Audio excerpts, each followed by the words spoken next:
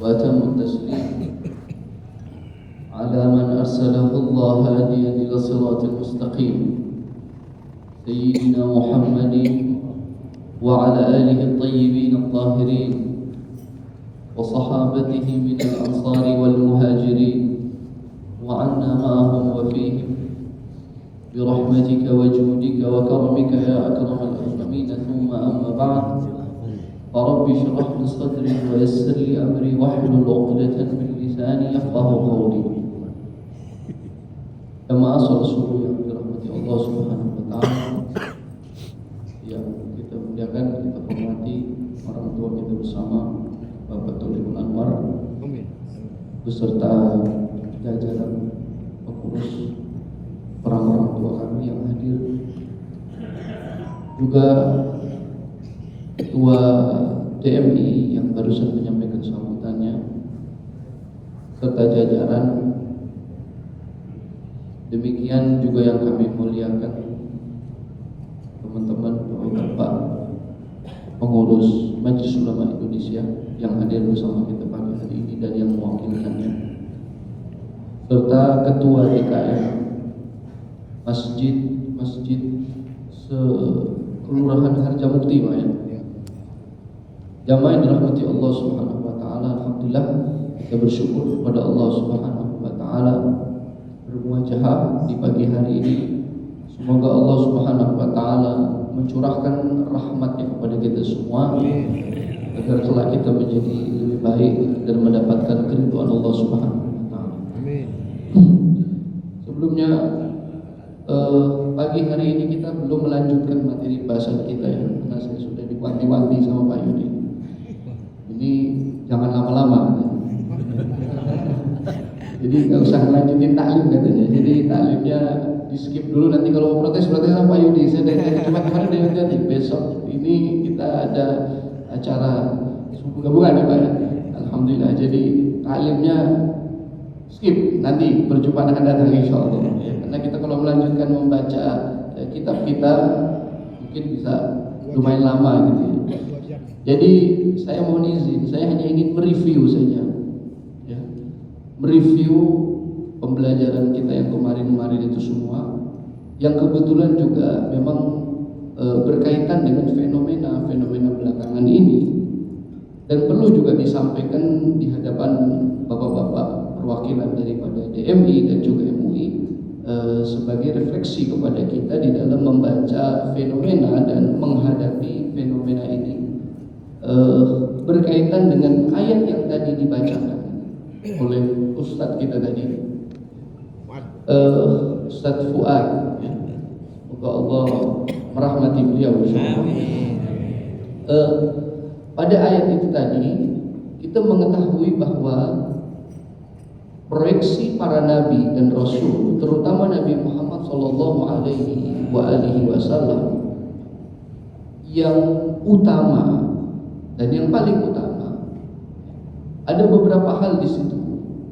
Yang pertama ada namanya at-ta'lim, itu pendidikan. Dan yang kedua di situ juga ada namanya at-tazkiyah, pensucian jiwa. Ini adalah dua proyeksi utusan-utusan Allah, para nabi dan rasul, terlebih khusus Nabi kita Muhammad sallallahu alaihi wasallam. Di situ ditekankan oleh Allah Subhanahu wa taala bahwa kedudukan ta'lim dan tazkiyah itu sama berat. Sebab itu dia diikat dengan huruf waw di situ. Ya. Kama arsalna fikum rasulan minkum yatlu 'alaikum ayatina wa yuzakkikum wa yu'allimukumul kitaba wal hikmah.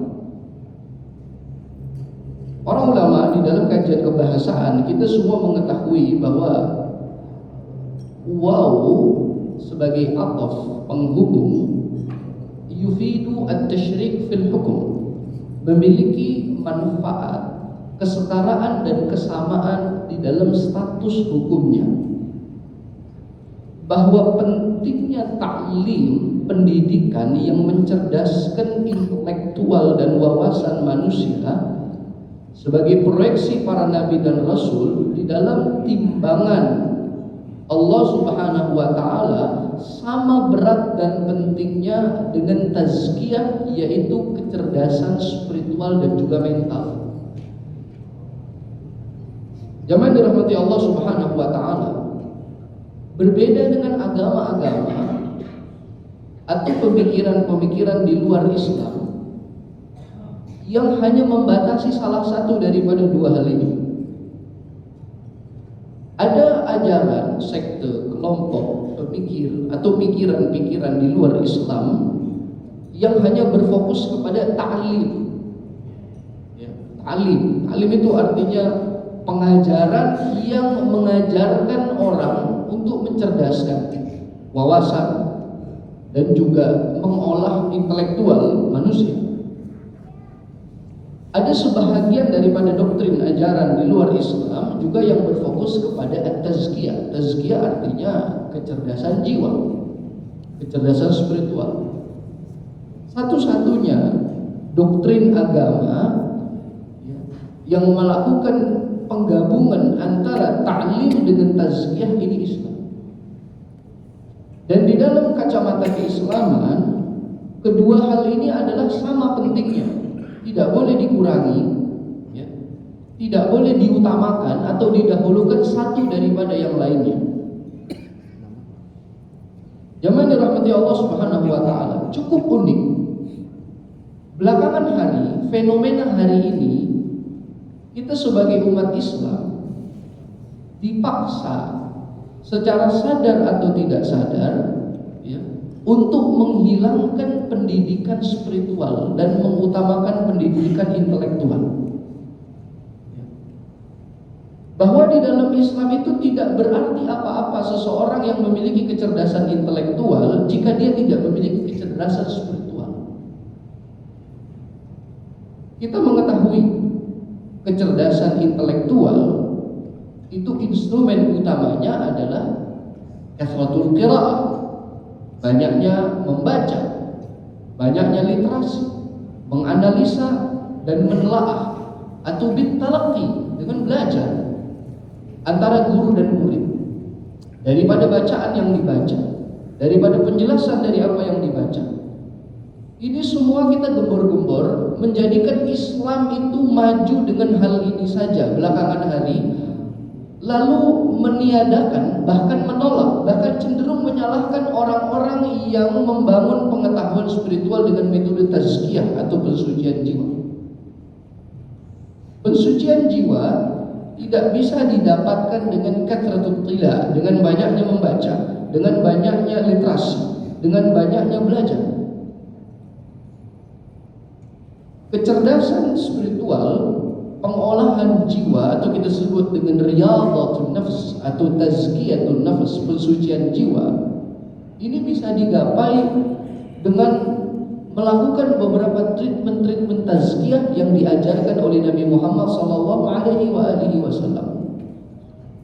Bapak-bapak yang dirahmati Allah Subhanahu wa taala, fenomena hari ini, orang yang menempuh jalan tazkiyah itu cenderung dicela dan tercela. Bahkan kita muslimin sendiri memiliki andil di dalam ikut mencela dan menyalahkan orang yang menggunakan metode tazkiyah di dalam membangun kecerdasan spiritual. Ya, dalih-dalihnya adalah kecerdasan di dalam Islam itu adalah kecerdasan intelektual, yaitu dengan taklim. Padahal Nabi Muhammad SAW tidak dikoreksikan itu.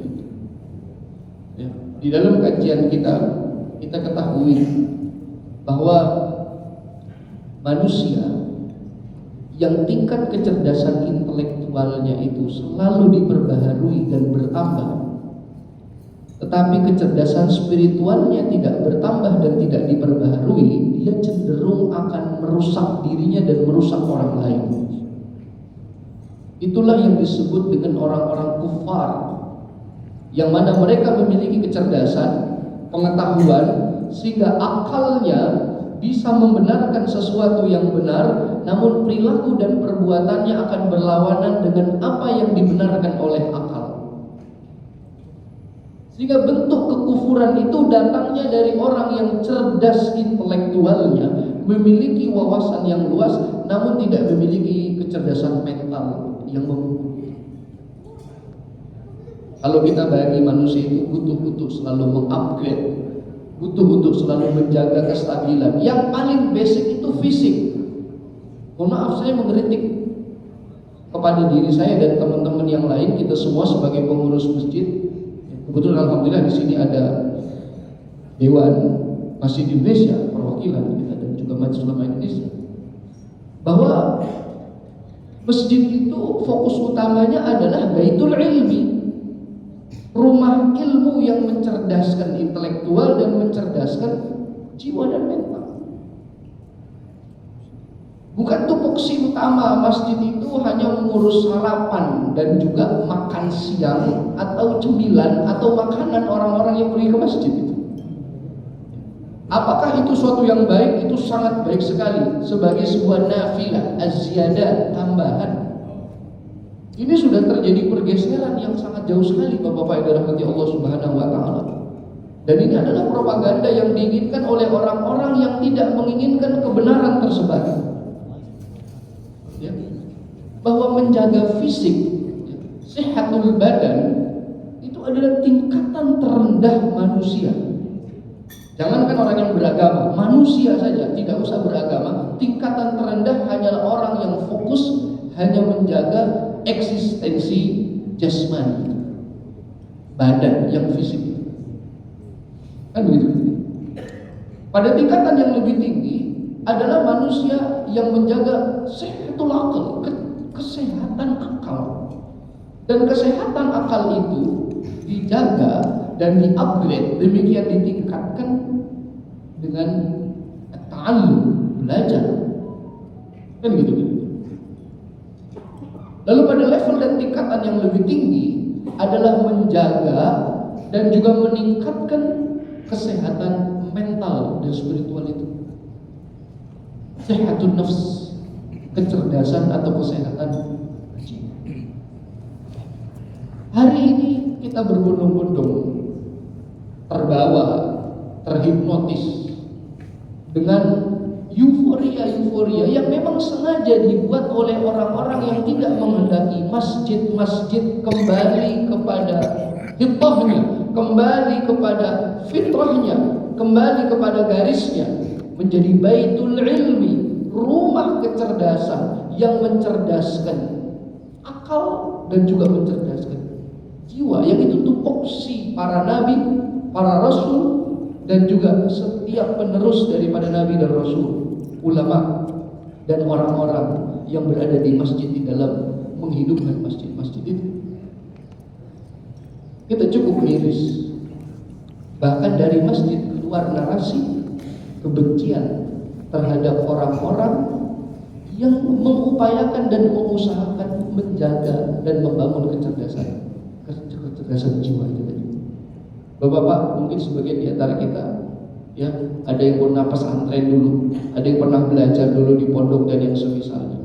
Dulu para guru itu, ya, tidak fokus hanya kecerdasan intelektual, ya. Tidak ada orang cuma datang ke sana belajar menghatamkan kitab, menguasai berbagai macam keilmuan, selesai pulang begitu saja.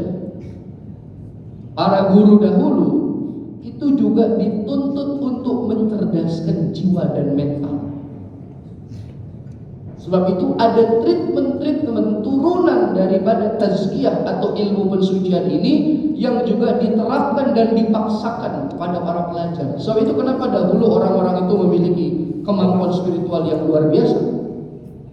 Mungkin diantaranya ada tradisi dulu, kalau mau belajar disuruh melakukan hal-hal yang, kalau hari ini kita lihat mungkin itu hal-hal yang aneh, dianggap itu penyiksaan dan penindasan.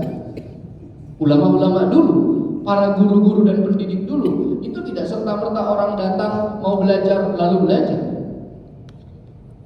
Ternyata itu adalah ilmu yang memang harus diterapkan untuk meningkatkan kesabaran, untuk meningkatkan keikhlasan. Sabar tidak bisa digapai dengan membaca. Ikhlas tidak bisa digapai dengan banyaknya membaca. Silahkan duduk kepada seorang ahli tentang sabar, dibaca lalu dielaborasi, dijelaskan, apakah membuat kita menjadi orang yang sabar? Tidak akan pernah. Ikhlas, keridhaan dan yang semisalnya, itu semua tidak bisa digapai. Bapak-bapak yang dirahmati Allah Subhanahu wa taala, itu semua bisa digapai dengan treatment yang kita sebut dengan riyadhah.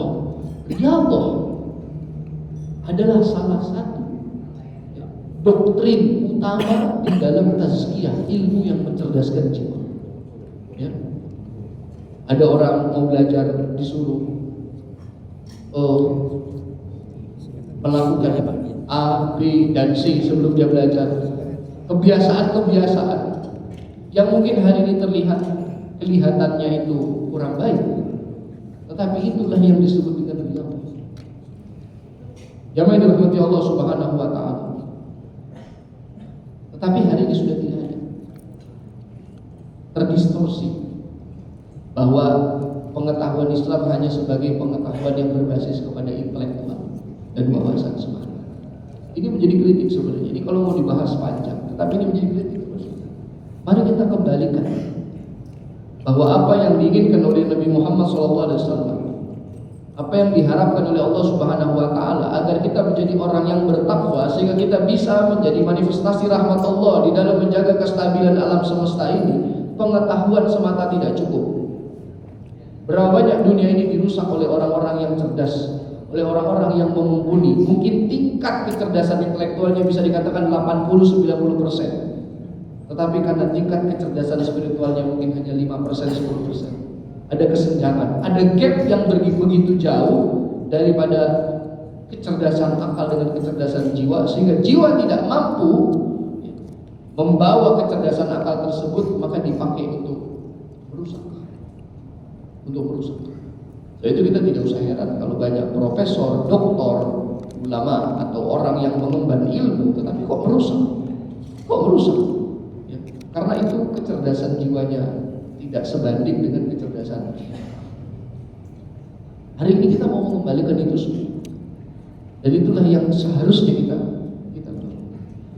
Lalu yang kedua, yaitu tupoksi daripada masjid dan juga ulama adalah mencerdaskan dengan meningkatkan kecerdasan intelektual atau taklim tadi, mendidik dengan pendidikan yang benar.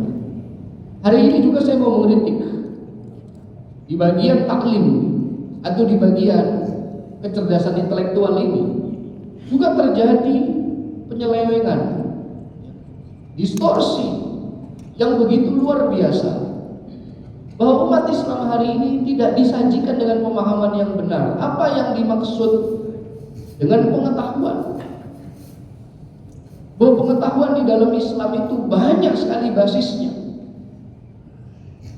Tetapi hari ini kita dengar bahkan orang yang menisbatkan dirinya sebagai ustadz atau ahli ilmu, ya, mencela ilmu-ilmu yang dibenarkan oleh Islam itu sendiri.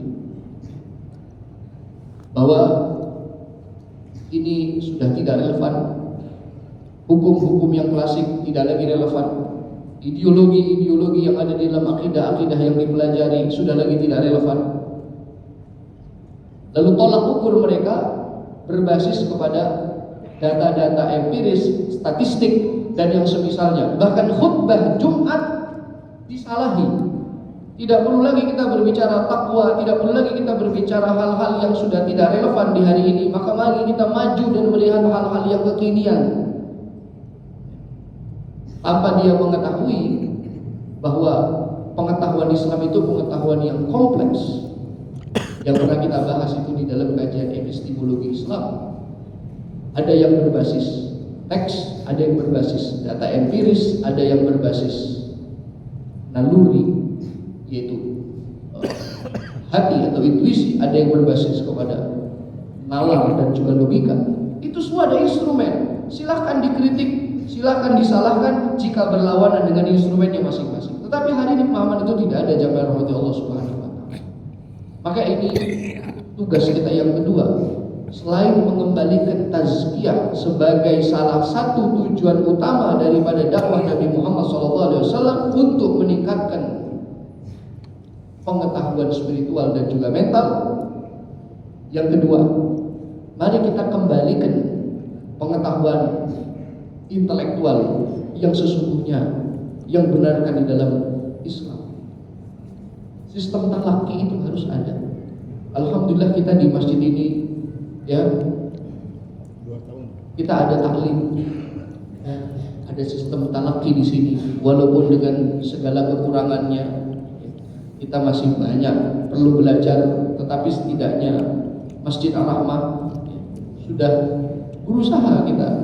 Masya Allah, Bapak Tolimul Anwar dengan jajarannya, orang-orang tua kami di sini mengakomodir dan mendukung kegiatan-kegiatan santri, kegiatan-kegiatan jamaah, pembelajaran yang lebih baik lagi daripada yang sebelum-sebelumnya. Maka ini menjadi kritik bagi saya dan bagi kita semua. Dewan masjid-masjid di mana-mana ini, di akhir zaman ini kita harus menghidupkan masjid itu sebagai baitul ilmi, pusat daripada pengetahuan, daripada kecerdasan.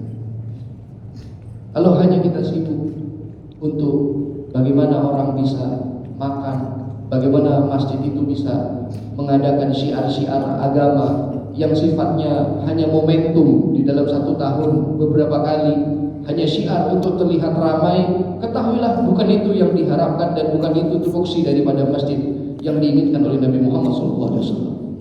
Masjid itu menjadi sumber kehidupan ruhani dan juga akal dan juga jasmani bagi muslim yang ada di sekitarnya.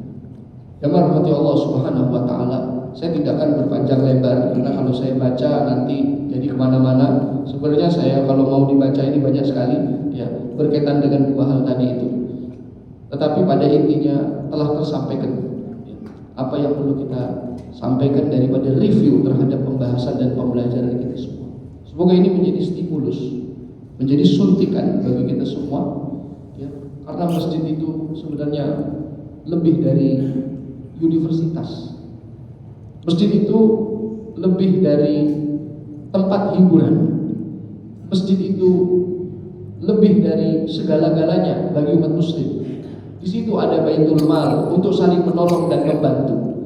Di situ ada markazul ilmi untuk membangun kecerdasan jiwa, kecerdasan intelektual. Ya. Di situ menjadi poros persatuan umat Islam. Hari ini masjid hanya sekedar sebagai tempat sholat 5 waktu dan kegiatan-kegiatan yang sifatnya formalitas untuk memperlihatkan kepada masjid-masjid yang lain bahwa kita juga punya kegiatan, dan ini minim daripada esensi masjid yang seharusnya. Semoga ini menjadi suntikan bagi diri saya dan juga bagi teman-teman, bapak-bapak dan pengurus-pengurus masjid dimanapun kita mengurus masjid, agar masjid kita menjadi yang sesungguh-sungguhnya diharapkan oleh Allah dan oleh Nabi kita Muhammad SAW. Ya. Biasanya ada sesi tanya jawab. Kalau sekarang saya nggak tahu ada atau tidak. Ada. Kalau gitu kita buka sesi tanya jawab, sharing, kritik dan juga saran. Saya kembalikan kepada host. Terima kasih. Terima kasih Habib Saleh Sapa, kajian yang sangat menarik.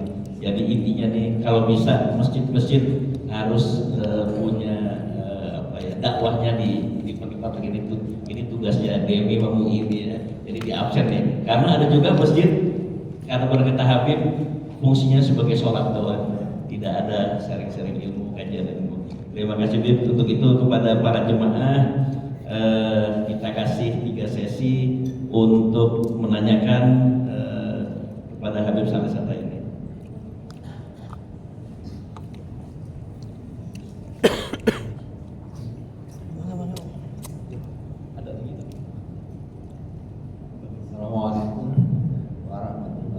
Waalaikumsalam warahmatullahi wabarakatuh. Nama saya muliakan sebagai narasumber.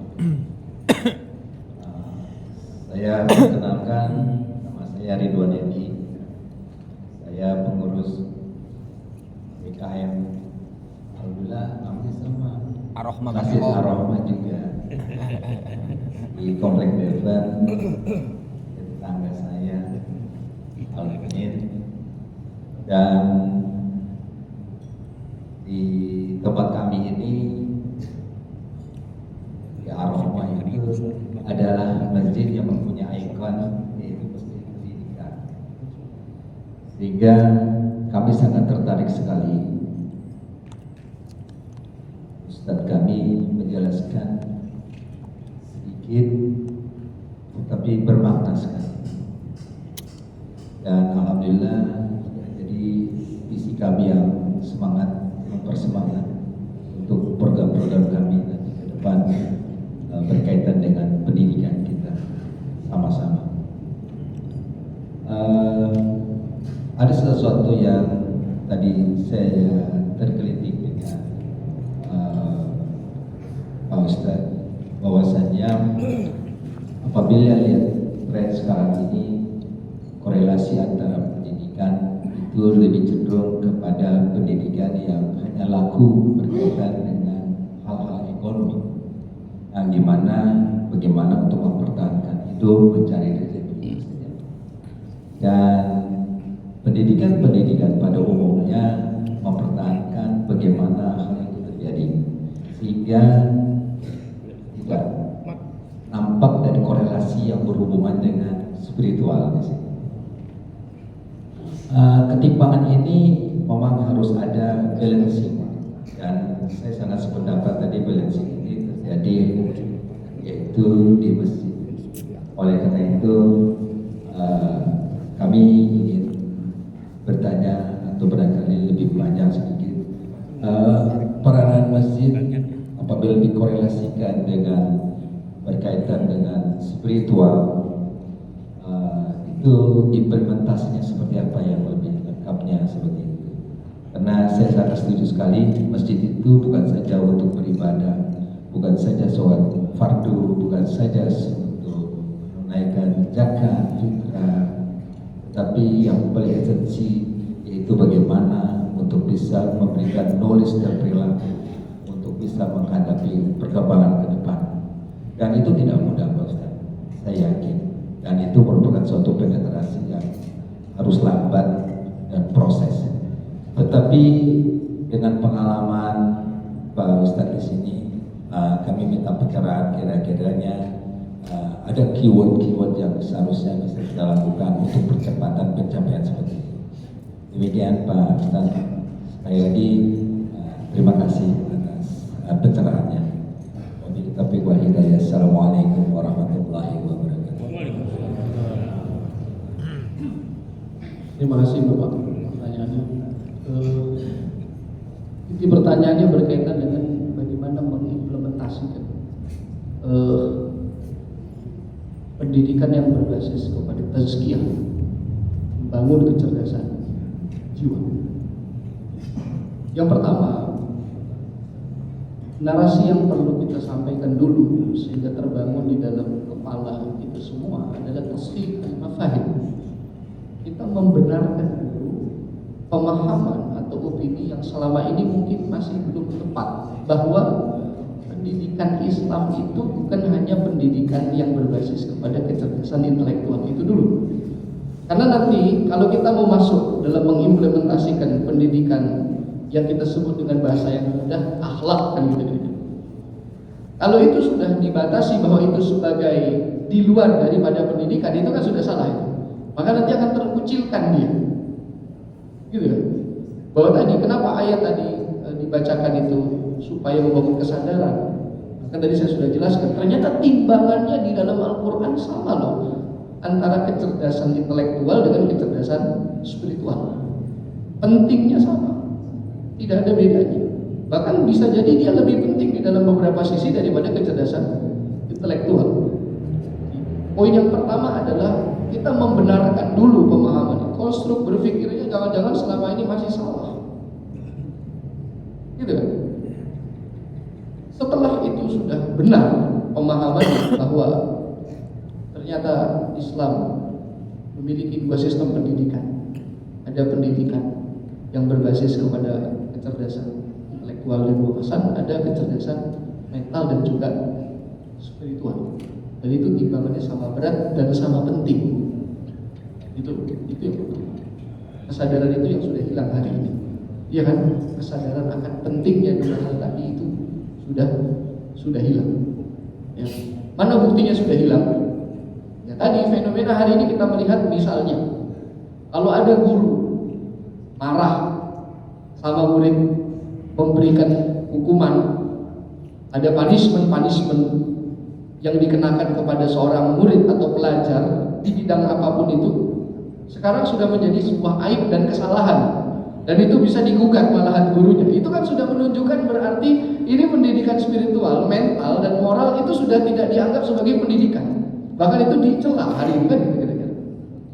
Kalau misalnya seorang guru memukul muridnya yang merokok lalu itu disalahkan, ini berarti itu sudah tidak memiliki nilai pendidikan. Bagi kita perbuatan itu bukan pendidikan, perbuatan itu malah kriminal kita anggap hari ini.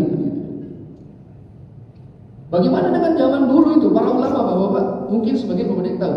Itu para ulama yang top, yang besar-besar, yang ilmuwan. Itu dulu kadang-kadang kalau mau belajar sama gurunya, ya, ini saya bicara ada domain keislaman saja ya, dalam Islamic Studies, ya. Di pesantren atau di universitas dulu ya, saya bicara dulu. Kalau kita baca di dalam sejarah dan kita mendengar daripada para guru itu, mau belajar nggak suruh bayar, disuruh apa? Nguras kolam itu pak.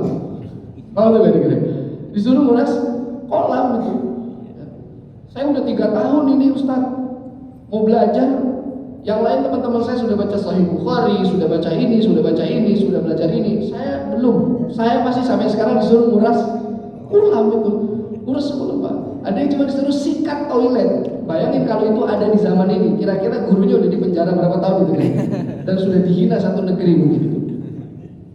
Itu dulu seperti itu. Murid-muridnya jadi orang hebat. Ini kan salah satu treatment yang diajarkan untuk membenarkan dan mensucikan, juga mengupgrade mental dan spiritual. Itu penting. Jelas satu tidak dikira-kira? Ya, banyak sekali. Hal-hal yang seperti itu bagian daripada tarbiyah pendidikan. Tapi hari ini bukan, dianggap apa? Penindasan. Hari ini bukan lagi tarbiyah. Makanya guru hari ini cuma disuruh ngajarin ilmu saja. Kalau cuma ilmu pengetahuan, kita kalah sama orang Yahudi. Saya berani jamin. Coba aja diadu ilmunya, gak ada apa-apanya pak. Hafalan mereka dengan Al-Quran dan tafsir-tafsirnya, walau mereka bukan Islam. Mau ngomong ilmu apa? Mereka kuasai semua. Kita bahkan di dalam Islam sendiri, kita nggak usah ngomong yang ilmu akal, nggak usah ngomong yang ilmu berbasis data empiris, yang berbasis teks saja, teks Al-Quran dan hadis masih kalah sama mereka yang bukan Islam. Di dalam Islamologi, mereka itu mempelajari luar biasa. Saya berani adu, bapak-bapak yang santri Islam sama mahasiswa Islamic Studies yang mempelajari Islamologi, padahal dia bukan Islam. Wah, pinter-pinter. Itu baru dari sisi yang bayani, yang berbasis kepada teks. Bagaimana kalau mau yang diadu berbasis kepada data empiris? Oh, gak ada apa-apanya kita itu. Mereka saintis, ilmuwan. Bagaimana yang mau diadu yang berbasis kepada ya nalar dan logika? Mereka semuanya belajar filsafat. Kita nih boro-boro hukum akal aja masih tabrak-tabrakan. Itu masih yang penting. Jadi yang pertama adalah yang harus dibangun. Ini saya gak mau kemana-mana. Yang pertama yang dibangun adalah kesadaran bahwa kecerdasan spiritual itu bagian daripada pendidikan Islam. Itu dulu. Dan itu kira-kira. Lalu yang kedua, ya implementasinya dalam bentuk pengajaran itu sendiri dimasukkan di dalam materi-materi kajian yang ada di sekolah, di majelis-majelis, di masjid-masjid itu kajian-kajian tazkiyah. Kajian-kajian tazkiyah. Hari ini kebanyakan kita di masjid dari ujung sampai ujung ngomongnya cuma halal haram, boleh nggak boleh kan gitu kira-kira. Boleh nggak boleh, halal haram. Kalau nggak boleh nggak boleh. Kalau nggak keyakinan yang benar, keyakinan yang salah. Keyakinan yang benar, keyakinan yang salah. Hukumnya boleh, hukumnya nggak boleh. Bukan itu salah, bukan. Kita juga belajar fikih kok di sini. Bukan kita mengkritik itu, jangan salah paham. Kan? Tetapi kita harus masukkan mulai pelan-pelan kajian-kajian tazkiyah, kajian-kajian yang berbasis kepada ilmu yang mencerdaskan jiwa. Itu sudah dimasukkan. Karya-karya ulama-ulama kita tuh banyak sekali. Tapi kenapa nggak mau dibaca? Kan gitu kira-kira. Ya, banyak sekali. Itu dibaca. Itu yang kedua. Lalu yang ketiga, diterapkan nilai-nilai yang ada di dalam tazkiyah itu tadi. Ada namanya riyadhah. Ya, riyadhah itu olah jiwa. Ya, olah jiwa. Untuk membiasakan diri terhadap sesuatu yang terjadi walaupun tidak sesuai dengan harapan dan ekspektasi. Kan gitu kira-kira. Ya, itu dipelajari. Ya. Banyak contohnya kemarin kita baca di dalam pelajaran kita ada treatment Nabi Sulaiman yang harus diterapkan itu di dalam rumah tangga, di dalam kehidupan kita sehari-hari. Contoh yang paling dasar itu riyadhah level paling bawah. Treatment di dalam mensucikan dan mencerdaskan mental dan jiwa. Apa itu? Ketika kita berkehendak dan mampu untuk mengeksekusi kehendak kita, jangan dieksekusi. Itu salah satu contohnya. Kan, qillatul ta'am, lagi lapar jangan makan. Lagi pengen ada sesuatu yang diinginkan, uangnya ada, tapi jangan dibeli, dilawan. Ini treatment ini dulu kita pelajari, kita dipaksa dulu sama guru-guru seperti itu. Ada hukuman. Nah, masjid-masjid itu harus sudah ada seperti itu kembali. Ya kan? Ada madrasah di masjid, kita sekolah sore, anak-anak, ya, ada punishment dari guru. Ketika kita ketahuan nonton malam misalnya, orang tuanya buat laporan, anak kami nonton Pak Ustadz, ini dapat punishment. Sehingga hal-hal yang seperti ini nanti bisa diterapkan. Ya. Kalau mau dijelaskan implementasi secara konkret, ya, saya rasa akan menjadi panjang. Tetapi poin yang pertama, yang kedua dulu, ya. Kalau saya langsung masuk kepada implementasi yang konkret, nanti tergantung fase umur itu berbeda-beda, Pak. Buat yang anak-anak lain, buat yang remaja lain, buat yang bapak-bapak, nah, itu semuanya ada di dalam kajian tazkiyah nafs. Itu kira-kira yang sederhananya seperti itu, ya, Bapak. Jadi kalau bapak-bapak pengen mau menerapkan, banyak sekali bisa buka jurnal-jurnal pendidikan. Bapak bisa buka keywordnya misalnya manajemen pendidikan akhlak perspektif Al-Ghazali misalnya. Itu sudah ada, Pak.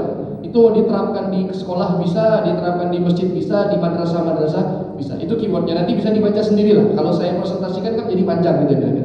Ya, Bapak bisa buka jurnal, dibaca, ya, manajemen pendidikan akhlak perspektif fulan. Misalnya tadi, ya, menurut saya yang paling bagus perspektif Al-Ghazali di dalam kitab Ihya Ulumuddin, atau perspektif fulan yang lain itu. Buka aja, itu muncul tesis-tesis, disertasi, atau karya-karya ilmiah yang itu sudah dijamu bagus. Tinggal kita pakai saja itu, tinggal kita terapkan saja. Itu caranya banyak. Yang susah ini membangun kesadaran. Masalahnya apa? Yang menyerang kadang-kadang dari orang Islam itu sendiri gitu kan. Dan orang yang mengatasnamakan ahli agama itu unik, padahal nggak ahli itu yang ngomong kayak gitu. Iya kan? Ya. Itu kira-kira. Itu jawaban sebentarnya seperti itu. Terima kasih. Itu pertanyaan lain. Kalau ada kritik, saran ya nggak apa-apa. Sharing ya, kita sharing sama-sama belajar ini. Ya, ini kan ajang silaturahim kan? Iya. Assalamualaikum warahmatullahi wabarakatuh. Waalaikumsalam.